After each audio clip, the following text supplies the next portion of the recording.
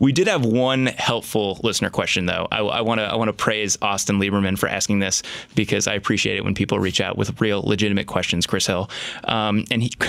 Austin asks, do they have a moat? Seems like there are many other free options. Also, are they mostly B2B or mostly B2C? And so his question here really hits on something that we touched on earlier, this idea that they name Google in their risks, and probably the other surveying tool that people are most familiar with is Google Forms, to your point earlier, Evan.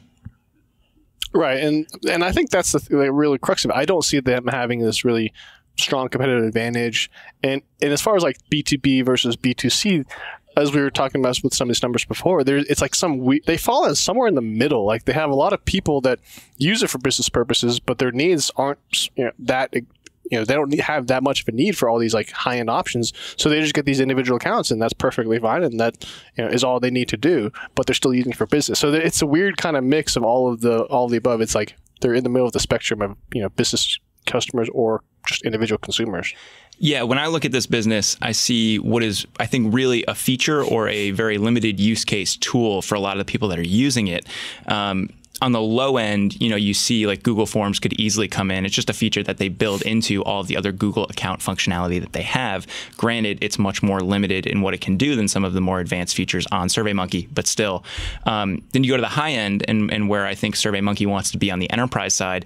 And if they're doing stuff that's a little bit more about employee engagement or market research, well, there's a lot of HR companies that are in that space and are probably building some form of surveying into a tool that also does payroll, also does maybe accounts receivable, and does all these other things for a business. So I worry with them that they are kind of squished at both ends of that market.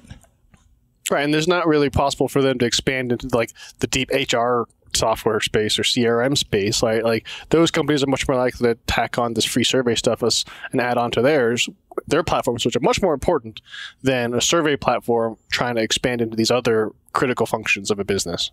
Yeah, absolutely. And to Austin's question about B2B versus B2C, you hit on this a little bit, but this is very much the land and expand model that they are using. We saw it with Dropbox. It's similar here.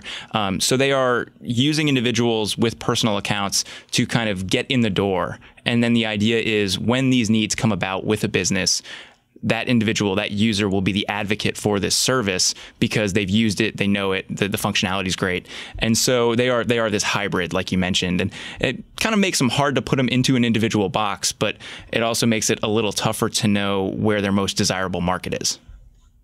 I mean, if anything, what it tells me is that they're like the individual plans that are kind of more affordable are perfectly good enough for most of these kind of business use cases that they envision trying to upsell people to. But clearly, given these numbers that I mentioned earlier, they don't have a strong value proposition for these, for like enterprise organizational accounts.